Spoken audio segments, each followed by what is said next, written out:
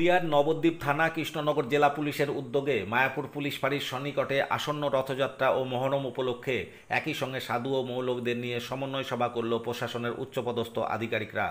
বুধবার আনুমানিক বেলা 12টা নাগাদ মায়াপুর যুব আবাস কেন্দ্রে এই সমন্বয় সভায় উপস্থিত ছিলেন নবদ্বীপের বিধায়ক পণ্ডরীকাক্ষ সাহা, জেলা সভাধিপতি তারান্নুম সুলতানা, নবদ্বীপ থানার আইসি জলেশ্বর তিওয়ারি সহ প্রশাসনের একাধিক উচ্চপদস্থ কর্মচারীরা।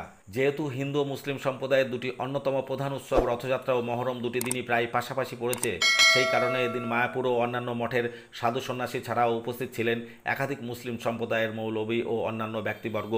এদিন নবদ্বীপ থানার আইসি জলেশ্বর তেওয়ারি জানান, আসন্ন রথযাত্রা মহরম উপলক্ষে বেশ কিছু নিয়মবিধি।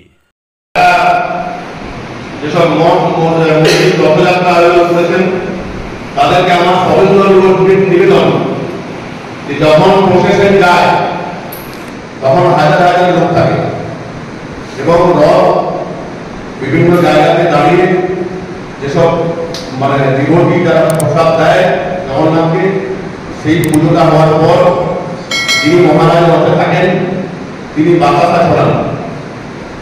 তো সেই ছড়ার সময় হুড়োহুড়ি পড়ে এবং সেখানে যে কোনো মন্ত্রী যে কোনো অ্যাক্সিডেন্ট হওয়ার সম্ভাবনা বেশি।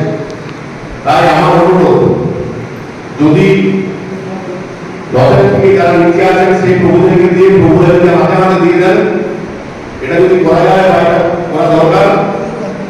For avoiding any incident or avoiding any loss.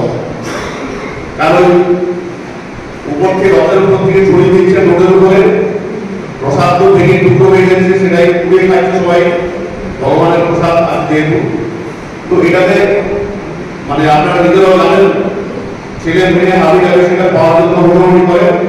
তো এটা যেন রেস্ট্রিকশন করা হয় এবং এটা যেন আমরা যেটা বললাম, যদি সেটা করেন ভালো হয়। যদি এখনও আমাদের খবরের দর্পণ চ্যানেলটি সাবস্ক্রাইব না করে থাকেন তাহলে এখনই সাবস্ক্রাইব করুন, সঙ্গে বেল বাটনটি ক্লিক করুন আর পেয়ে যান সব খবরের দ্রুত ভিডিও আপডেট।